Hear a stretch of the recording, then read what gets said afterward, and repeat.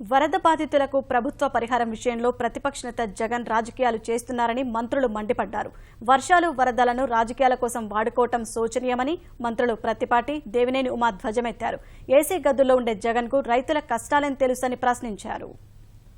రెండో రోజు ఇంటికి వెళ్లి సహాయ కార్యక్రమాలు గాని, చనిపోయినటువంటి వారికి చెక్కులు పంపిణీ చేయటం గాని, రెండో రోజు ఇచ్చినటువంటి ఘనత ఈ ప్రభుత్వం చంద్రబాబు నాయుడు గారిది. ఈరోజు జగన్మోహన్ రెడ్డి నిద్ర లేచాడు ఆలస్యంగా. విమానంలో చెక్కల్లో కొడితే రైతుల కష్టాలు ఏం తెలుస్తాయి అంటున్నాడు. చంద్రబాబు నాయుడు గారికి ఈ దేశంలో రైతుల కష్టాల గురించి, రైతుల కన్నీళ్ల గురించి చంద్రబాబు నాయుడు గారికి తెలిసినంత మరి ఎవ్వరికీ తెలియదు. ఎందుకంటే 208 రోజులు పాదయాత్ర చేసినప్పుడు ప్రతి రైతు కష్టాన్ని తెలుసుకున్న తర్వాతనే రుణమాఫీ ప్రకటించడం జరిగింది.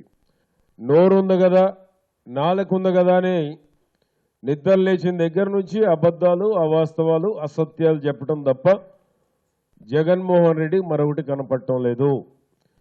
చేసిన దాన్ని చేయలేదంటే ప్రజలు అసహ్యించుకుంటారు తప్ప మరొకటి ఉండదు. జగన్మోహన్ రెడ్డి వాస్తవాలు తెలుసుకొని మాట్లాడితే బాగుంటుంది.